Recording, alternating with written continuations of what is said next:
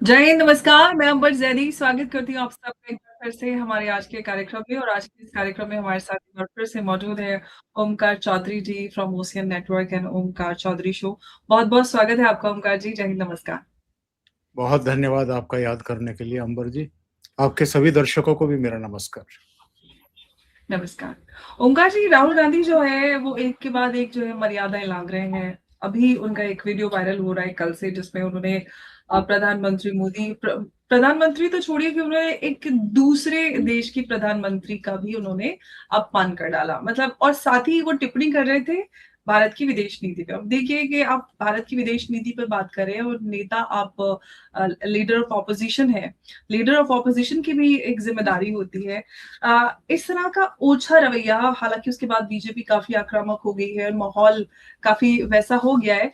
Overall आप इस तरह के बिहेवियर को किस तरह से देख रहे हैं? और बजाय इसके कि राहुल गांधी मोदी को हराने की कोई रणनीति बेहतर बनाएँ, बल्कि उसके बजाय वो उनके ऊपर इस तरह की टीका-टिप्पणियाँ करें जिससे वो खुद छोटे दिखते नज़र आ रहे हैं।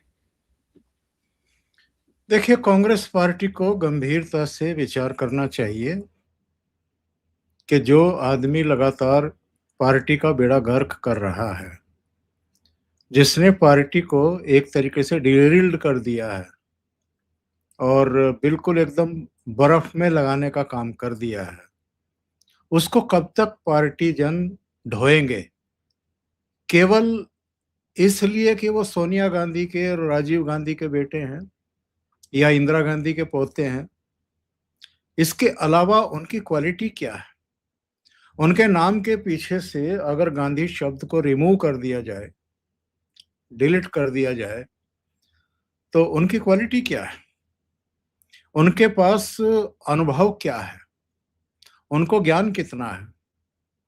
देश के बारे में, भूगोल के बारे में, इतिहास के बारे में, राजनीति के बारे में, सामाजिक ताने-बाने के बारे में, हमारी रवायतों के बारे में, हमारी परंपराओं, तीज त्योहारों के बारे में, जो हमारे संस्कार हैं उनके बारे में। और बनना है इनको प्रधानमंत्री सीधे। इनको लगता है कि हमारे खानदान में 3 पहले रह चुके हैं तो चौथा क्यों नहीं बन सकता है। और इस फ्रस्ट्रेशन में देखिए साहब, ये जितनी जल्दी ये बात समझ जाएंगे कि देश आगे बढ़ चुका है, देशवासी भी आगे बढ़ चुके हैं इनके परिवार से, और जितने ये वंशवादी हैं इनसे भी आगे बढ़ चुके हैं। अब हर तरह की गुलामी के प्रतीकों से, गुलामी से लोग आजाद होकर के आगे बढ़ना चाहते हैं। वो किन्हीं खानदानों या किन्हीं सामंती सोच वालों के दास बन करके नहीं रहना चाहते। हाँ, कुछ लोग हैं अभी भी जिनको लगता है कि यही परिवार या यही खानदान या इसी खानदान के चश्मो चराग हमारी नैया पार लगाने की स्थिति में हैं। तो अगर ऐसा होता तो 2019 में स्मृति ईरानी के सामने ये उस गढ़ में ही ना हारते जहां से राजीव गांधी भी जीतते रहे, इनकी मम्मी भी जीतती रही, कैप्टन सतीश शर्मा जैसे लोग जीतते रहे, संजय सिंह जैसे जीतते रहे। वहां भी ये हारे और भाग करके कहाँ गए? वायनाड, केरल, जहां पर मुस्लिम और क्रिश्चियंस वो निर्णायक स्थिति में है, तो एक सुरक्षित सीट को तलाश करके वहां पहुंचे। इनको पता है कि स्थिति क्या है, इनको ये भी पता है कि कितनी भयावह स्थिति हो चुकी है। इनकी मम्मी इतनी भी बेवकूफ नहीं है, उनको पता है कि सामने कौन है, किससे मुकाबला है। आचार विचारों में, आचरण में, व्यवहार जिसको कहते हैं, बिहेवियर की बात आपने की, और नीतियों के स्तर पर, कार्यक्रम के स्तर पर, और जो देश के पंत प्रधान के पद पर बैठा हुआ व्यक्ति हो, जो प्रधानमंत्री पद पर बैठा हुआ व्यक्ति हो, उसकी जिम्मेदारी और जवाबदेहियां क्या होती हैं, उसके प्रति 145 करोड़ की जनसंख्या के प्रति जो उनका समर्पण है, जो उनका संकल्प है चीजों को लेकर के, और केवल संकल्प नहीं लेते हैं, वो उसको सिद्धि तक पहुंचाते हैं, ये भी हम और आप सब जान चुके हैं, ये भी जान चुके हैं। कितने बड़े बड़े प्रोजेक्ट जिनका शिलान्यास, जिनका श्री गणेश उनके हाथों से हुआ और जिनका लोकार्पण भी उन्हीं के हाथों से हुआ। ये देश लोगों ने बदलते हुए देखा है, वो महसूस कर रहे हैं, और यही वजह है कि राज्य दर राज्य भारतीय जनता पार्टी और उसके सहयोगी जीत रहे हैं। देखिए, लोकसभा चुनाव के बाद 11 राज्यों में अब तक चुनाव हुए हैं और 11 में से 7 में एनडीए या बीजेपी का मुख्यमंत्री बना है, 6 में बीजेपी का मुख्यमंत्री बना है, 1 में एनडीए का बना है, और केवल 4 राज्यों में गैर भाजपा सरकारें बनी हैं, जम्मू कश्मीर, झारखंड, केरल और तमिलनाडु। और जो आने वाले 5 राज्य हैं जिनमें फरवरी 2027 में चुनाव है, इनमें से किसी भी राज्य में इनको लग नहीं रहा है कि यहां भी कामयाबी मिलेगी। तो अंबर जी सारे बहाने, सारे दांव, सारे प्रोपेगेंडा आजमा करके देख चुके हैं। कभी कहते हैं ईवीएम में गड़बड़ी है, कभी कहते हैं मतदाता सूची में गड़बड़ी है, कभी कहते हैं कि नहीं नहीं नेक्सस है चुनाव आयोग और भारतीय जनता पार्टी के बीच में, कभी एसआईआर को बहाना बनाते हैं। एक बार ठंडे दिमाग से ये नहीं सोचते कि हमारा अपना आचरण, हमारी अपनी अप्रोच और हमारी अपनी रणनीति ना बनाने की जो कमियां हैं, और कभी मोटरसाइकिल पर सवार होकर के स्टंट करने लगते हैं, कभी खुले टेम्पो पर चढ़कर के तरह तरह की वोट चोरी और तमाम दूसरी बातें जो हैं वो हाँकने लगते हैं, जिनका कोई अर्थ नहीं है, जिनका कोई सिर पैर नहीं है। ये सब कर क्यों रहे हैं? ये सब कर इसलिए रहे हैं, इनके सपने में बार बार बांग्लादेश आता है, बार बार नेपाल आता है, बार बार जेनजी आता है, और इनको लगता है कि वहां जिस तरीके से तख्ते उलट दिए गए शेख हसीना के और नेपाल के प्रधानमंत्री के, और बैठे बिठाए वो सत्ता में भागीदार हो गए, क्योंकि जनता तो चुन नहीं रही है। जनता तो लगातार, और इतना रिजेक्टेड माल कोई दूसरा है नहीं अभी तक हिंदुस्तान में। मतलब सबसे ज्यादा ठुकराया हुआ आदमी अगर कोई है पूरे राजनीतिक इतिहास में और चुनावी इतिहास में, तो उसका नाम राहुल गांधी है। 100 चुनाव तो हार चुके हैं, राज्य विधानसभाओं के और लोकसभा के। इसके अलावा राष्ट्रपतियों के चुनाव अगर मिला लें, उपराष्ट्रपतियों के मिला लें, स्पीकर के भी मिला लें, तो इनकी तादाद अब 100 से ऊपर चली गई है। तो ऐसा आदमी जिसको ये बताया गया हो जन्म से ही कि तू बेटा पढ़ लिख, मत पढ़ लिख, चाहे राजनीति समझने की कोशिश कर या नहीं कर, तुझे तो प्रधानमंत्री बनना है, और वो प्रधानमंत्री बन नहीं पा रहा है। 56 साल का हो चुका है, 4 साल बाद सीनियर सिटीजन हो जाने वाला है। ना घोषित तौर पर ब्याह कर पाया, ना बाल बच्चे हैं, ना कामयाबी मिल रही है, और पार्टी के लोग भी जो इनकी चापलूसी करते हैं बस वही हैं जो इनका बैंड बजाते रहते हैं, मतलब इनका प्रचार प्रसार करते रहते हैं। बैंड बजाने से मतलब ये है, बैंड तो मतदाताओं ने ही बजाया हुआ है। आप मुझे ये बताइए कि इससे पहले कोई कांग्रेस का एक भी नेतृत्व करता था कि जिसके नेतृत्व में 3 लोकसभा चुनाव लड़े गए हों कंसिस्टेंटली? और पार्टी 100 सीटें पार ना कर पाई हो। 2014 में केवल 44 सीटें, 2019 में केवल 52 सीटें, 2024 में भी बहुत जोर लगाया, बहुत प्रोपेगेंडा, बहुत परसेप्शन बनाए गए, झूठ बोला गया, संविधान बदल देंगे, आरक्षण छीन लेंगे, ये हो जाएगा, वो हो जाएगा। सनातनियों को बांट पाए, जातियों में विभक्त किया, इसके बावजूद 100 का आंकड़ा पूरा नहीं कर पाई कांग्रेस पार्टी। देखिए 2004 में जब अटल जी ऑफिस से बाहर गए थे और सोनिया गांधी ने मनमोहन सिंह को कहा कि आप प्रधानमंत्री बनेंगे, तब कांग्रेस की कितनी सीटें आई थी? मिनिमम 145 सीटें थी। अटल जी के नेतृत्व में भारतीय जनता पार्टी को 138 सीटें मिली थी। 7 ही सीटों का तो अंतर था, लेकिन वो कहीं का ईंट कहीं का रोड़ा। तो एक यूपीए बनाया गया, सपा बसपा भी साथ ली गई, वामपंथी भी साथ लिए गए, छोटे छोटे दल नेशनल कॉन्फ्रेंस से लेकर के तमाम, उन सबका सहयोग लिया गया और सरकार बन गई, यूपीए वन बन गई। और 2009 से पहले एक घटना घटी थी, उस पर लोग गौर नहीं करते हैं। अडवाणी जी पाकिस्तान की यात्रा पर गए थे, वहां जिन्ना की मजार पर फूल चढ़ाए, लेकिन वो एक तरीके से उन्होंने अपनी मजार पर ही चढ़ा दिए।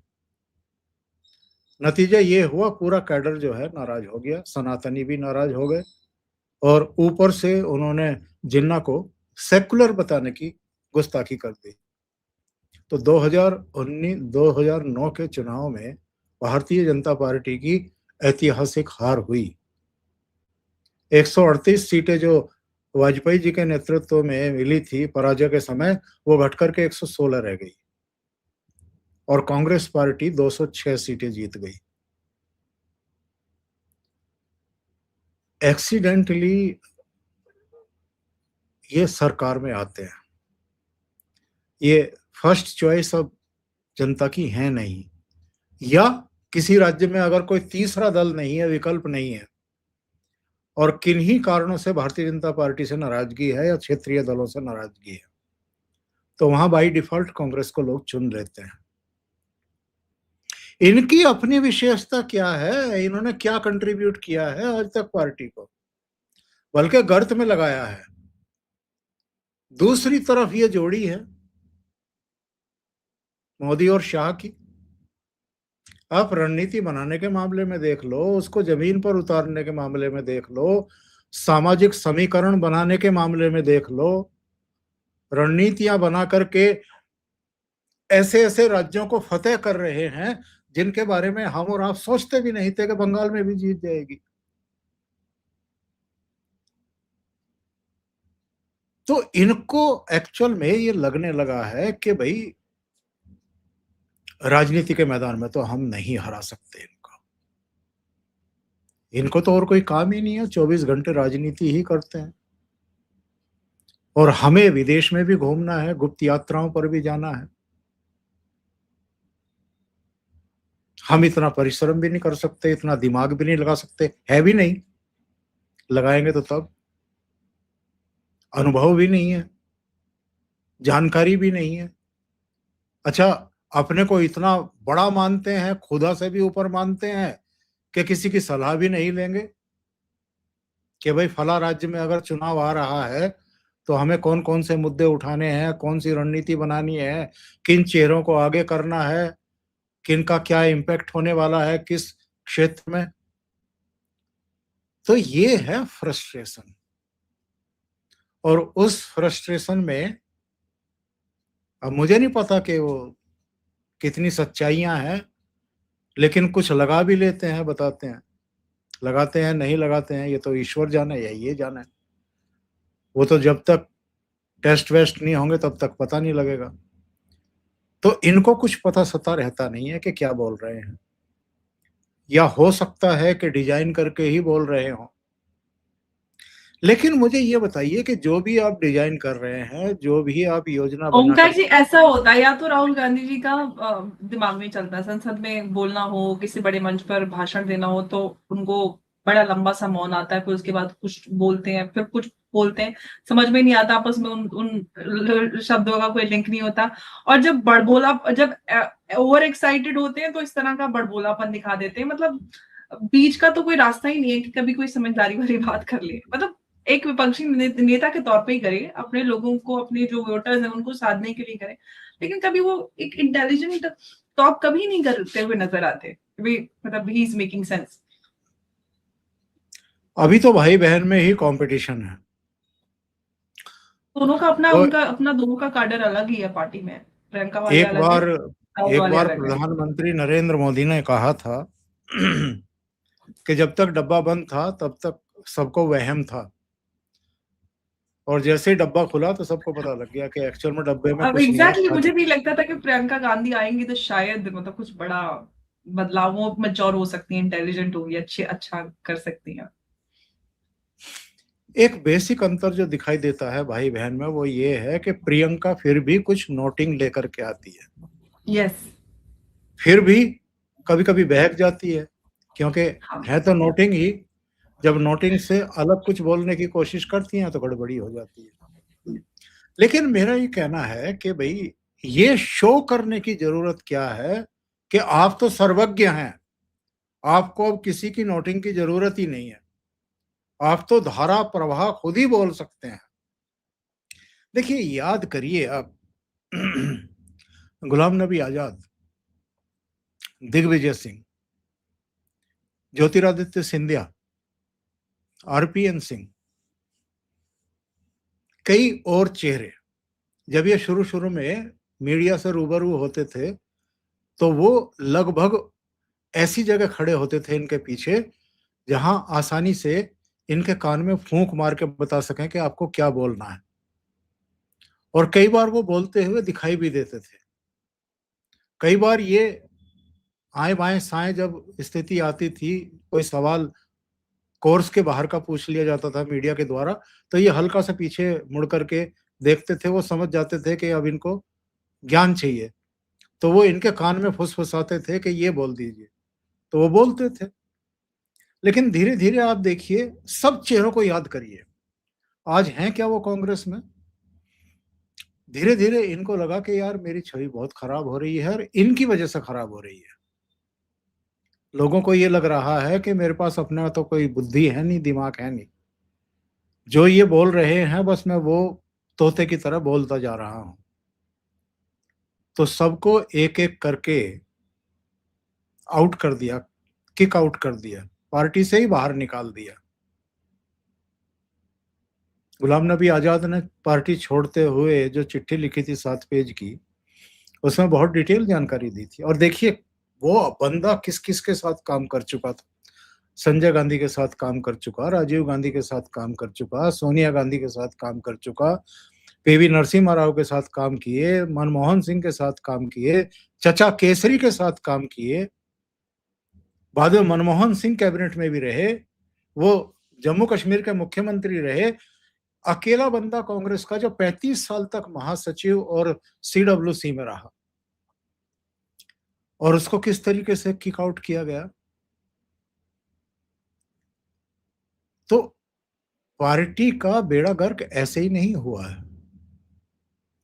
और जब ये जिद हो जाए ना कि अरे पार्टी तो हमारे खानदान की है, हमारी प्राइवेट लिमिटेड कंपनी है, और हमारे खानदान से ही वो सेठानी अगर दुकान पे नहीं बैठ रही है आजकल, तो गल्ले पे तो अपने बेटे को ही बैठाएगी ना।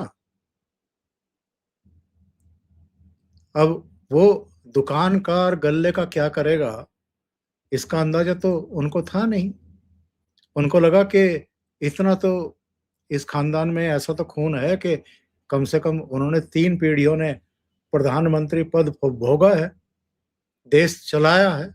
अब कैसा चलाया है उसकी मीमांसा अलग से किसी के प्रोग्राम में कर लेंगे, लेकिन चलाया तो है। तो सोचा कि ये भी उसी नस्ल का है, वैसा ही है, तो इतनी अकल तो होगी।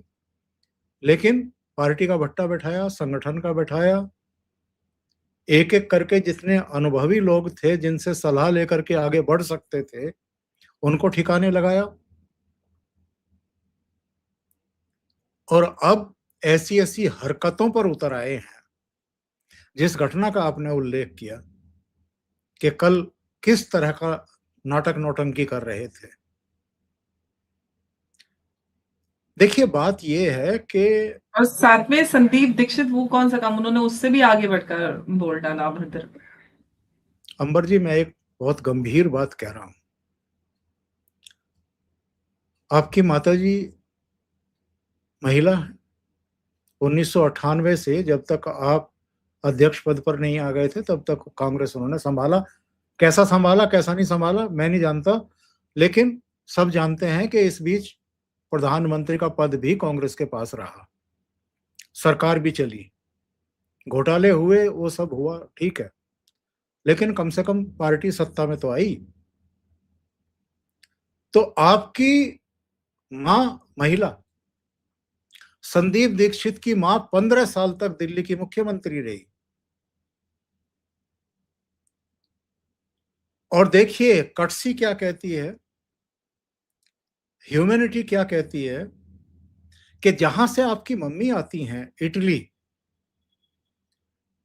वहां की लेडी प्रधानमंत्री, उसके प्रति आपका बिहेव कैसा होना चाहिए, आचरण कैसा होना चाहिए, उनके प्रति आपके मन में सम्मान कैसा होना चाहिए। और मुझे इस बात पर बड़ा गुस्सा आता है कि जब किसी महिला की बात आती है, वो किसी भी सेक्टर में काम कर रही हो, वो राजनीति में कर रही हो, सामाजिक क्षेत्र में कर रही हो, पत्रकारिता में कर रही हो, बड़ी आसानी से, यहां तक कि फिल्म क्षेत्र में वहां तो आम चलन है, किसी का किसी से अफेयर हो नहीं हो, कोई संबंध हो कि नहीं हो, और है भी तो वो उनकी प्राइवेसी है। आप कौन होते हैं उस पर किसी भी तरह का तर्जुमा करने वाले या टीका टिप्पणी करने वाले। हर एक की अपनी निजी जिंदगी होती है, वो किसी से भी मित्रता कर सकती है।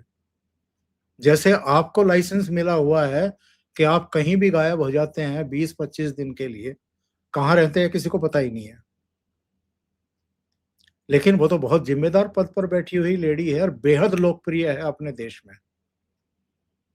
और इस समय यूरोपियन कंट्रीज में सीनियर मोस्ट है। अभी फ्रांस के ये राष्ट्रपति जाएंगे मैक्रो, उसके बाद तो वही सीनियर मोस्ट है, उनसे ऊपर सीनियरिटी में कोई नहीं होगा। तो मेरा कहने का आशय ये है कि आपकी वो मौसी लगती हैं कि नहीं लगती हैं, आप उनको मानते हैं कि नहीं मानते हैं, छोड़ दीजिए, लेकिन जहां से आपकी मम्मी आई हैं उस देश की प्रधानमंत्री है। नंबर 2, हमारे प्रधानमंत्री हों या इटली की प्रधानमंत्री हों, ब्रिटेन के हों या अमेरिका के राष्ट्रपति हों या चाइना के राष्ट्रपति हों, जब भी ये स्टेट विजिट पर कहीं जाते हैं, उनकी एक एक मिनट, एक एक सेकंड ऑन रिकॉर्ड होती है। हमने आज तक नहीं देखा, जो पुरुष राष्ट्र प्रमुख होते हैं उनसे जरूर जप्पियां डालते हैं प्रधानमंत्री नरेंद्र मोदी, लेकिन जो लेडी राष्ट्र प्रमुख हैं, जिस भी देश की हैं, हाथ जोड़ करके, झुक करके, पूरे अदब के साथ, दूर से उनको प्रणाम करते हैं, उनका सम्मान करते हैं। और मैंने नहीं देखा आज तक के कभी किसी लेडी के साथ वो लिपट करके मिले हों, जप्पियां डाल करके मिले हों। आप कितना भौंडा प्रदर्शन कर रहे थे स्टेज पर, और किस तरह की बात कही है संदीप दीक्षित ने वापस आकर के कि कहीं मिलो नहीं समझ करके तो नहीं लिपट रहे थे आप मुझसे। ये एक्चुअल में क्या है कि अपनी कब्र खोद रहे हैं, किसी दूसरे का नुकसान नहीं कर रहे हैं। बिल्कुल। और इससे लोगों को ये पता चलता है कि आपका स्तर क्या है, और जिसका पोर्ट्रे आप ऐसा बनाना चाह रहे हैं वो कितने संयमित तरीके से, और किस तरह के आचरण के साथ, किस तरह के विचारों के साथ राजनीति कर रहे हैं और विश्व की राजनीति में अपना एक स्थान बना रहे हैं। और एक बात और है हमें ओमकार जी कि कल हो सकता है कि आप सत्ता में आए, मेलोनी उधर प्रधानमंत्री हो, तो आप उनसे कौन सा मुंह लेकर मिलेंगे?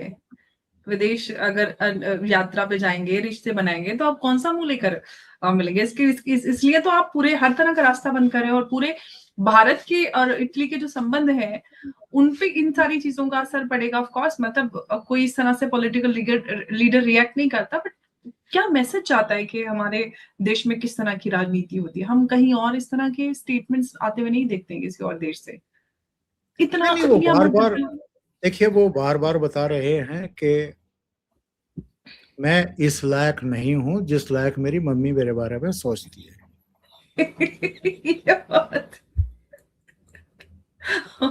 मम्मी मैं बेचारी लॉन्च पूरी लॉन्च रिलॉन्च करती रहती है और ये बेचारा वहीं पे आके वड्डादार कर देते हैं मैं मम्मी के। लफंडर हूं, लफंडर ही रहूंगा।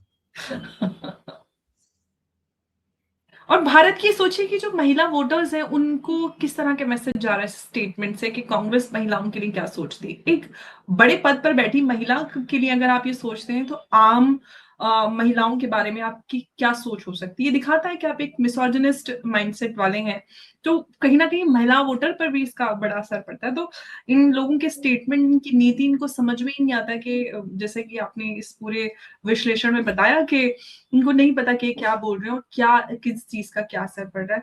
और वही हो भी रहा है कि बार बार ये माता जी का जो प्लान है वो फेल कर देते हैं और देश की जनता को ये बार बार मैसेज जाता है। और ऑफ कोर्स हमारा देश काफी समझदार और मैच्योर हो चुका है और वो सोच समझकर अपना लीडर चुनता है। और अभी भी कई सारे प्रदेशों में चुनाव है और लेकिन कांग्रेस का नीति का रणनीति का कोई अता पता नहीं, लेकिन राहुल गांधी इस तरह की हरकतें करने में काफी व्यस्त है और बहुत आक्रामक तरीके से उल्टी सीधी हरकतें कर रहे हैं। ओंकार जी बहुत धन्यवाद आपका इस चर्चा में जुड़ने के लिए। नमस्कार, जय हिंद, जय भारत।